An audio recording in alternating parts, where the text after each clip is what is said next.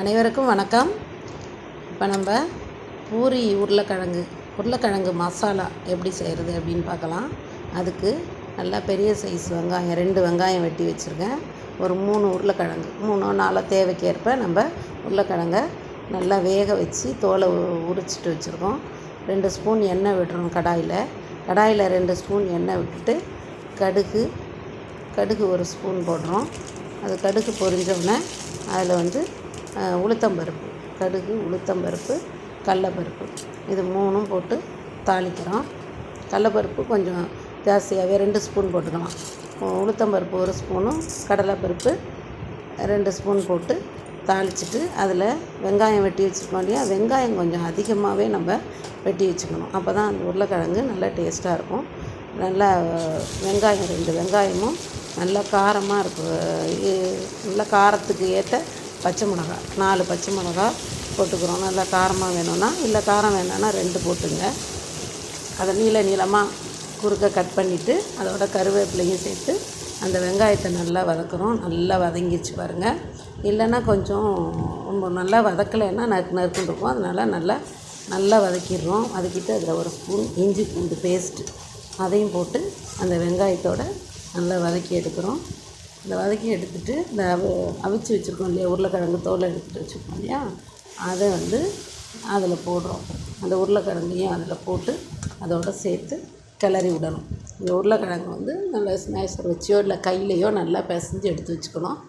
அதை அந்த தாளிச்சிருக்கோம்ல வெங்காயம், அதில் இந்த உருளைக்கிழங்கு நம்ம கொஞ்சம் அதிகமாக வேணும்னா கொஞ்சம் இன்னும் 2 உருளைக்கிழங்கு கூட நம்ம சேர்த்துக்கலாம். நான் ஒரு 3 உருளைக்கிழங்கு தான் அதில் போட்டிருக்கேன்.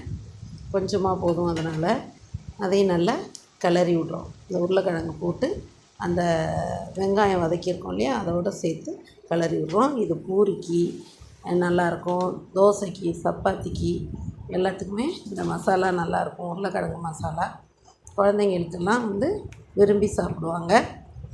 அவங்களுக்கு நீங்கள் காரம் கொஞ்சம் கம்மியாக கூட நீங்கள் பண்ணி தரலாம். அதில் இப்போது எல்லாத்தையும் போட்டுட்டு ஒரு அரை ஸ்பூன் மஞ்சத்தூள், கொஞ்சம் கரம் மசாலா, தேவைன்னா நீங்கள் வெறும் மிளகாத்தூள் கூட போட்டுக்கலாம். வேண்டான்னா மிளகாத்தூள் விட்டுறலாம். போட்டு அதை கிளறி விடணும். கிளறி விட்டுட்டு அதுக்கு தேவையான அளவு உப்பு போட்டுக்கிறோம். உப்பு போட்டு அதையும் நல்லா கிளறி விடுறோம். அதுக்கப்புறம் கடைசியாக நம்ம என்ன பண்ணோன்னா அதை நல்லா ஸ்மாஷ் பண்ணி விடணும்.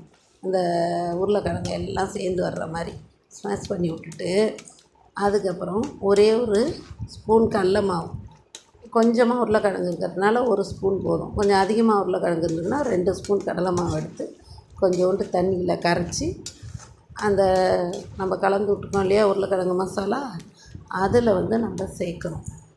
அதில் சேர்த்தோம்னா நல்லா ஹோட்டல் சுவையில் இந்த உருளைக்கிழங்கு மசாலா ரொம்பவும் டேஸ்ட்டாக இருக்கும். அதே சமயத்தில் நல்லா திக்னஸ்ஸாக அதோடய கன்சிஸ்டன்சி ரொம்ப நல்லாயிருக்கும். தொட்டு சாப்பிடும்போது நல்லா கெட்டித்தன்மை கொடுக்கும். இந்த உருளைக்கிழங்கு இதுதான் சீக்ரெட்டு. ரொம்ப சூப்பராக இருக்கும் உருளைக்கிழங்கு மசாலா. இதை நீங்கள் செஞ்சு பாருங்கள். நல்லா சேர்ந்தாப்புல வரும். ஹோட்டலில் உருளைக்கிழங்கு செய்கிற மாதிரியே நம்ம இந்த மாதிரி செஞ்சு சாப்பிட்லாம். இது எல்லாம் பிகினர்ஸ் கூட ஈஸியாக செஞ்சிடலாம். இதை செஞ்சு பூரிக்கு, தோசைக்கு, சப்பாத்திக்கு செஞ்சு சாப்பிடுங்க. ரொம்ப நல்லாயிருக்கும், சுவையாக இருக்கும். நம்ம ரொம்ப திக்காயிடுச்சுன்னா கொஞ்சம் அதில் லாஸ்ட்டில் தண்ணி விட்டுக்கலாம். தண்ணி விட்டு கிளறி விட்டோம்னா நமக்கு தேவையான அளவு அந்த கன்சிஸ்டன்சி நல்லா வந்துடும். ரொம்ப சூப்பராக இருக்கும். செஞ்சு பாருங்கள். எப்படி இருக்குது பாருங்கள். உருளைக்கிழங்கு நல்லா சேர்ந்தாப்புல எல்லாம் மசிச்சு விட்டோம்னா சேர்ந்தாப்புல இருக்கும். எல்லாருமே செஞ்சு பாருங்கள். நன்றி.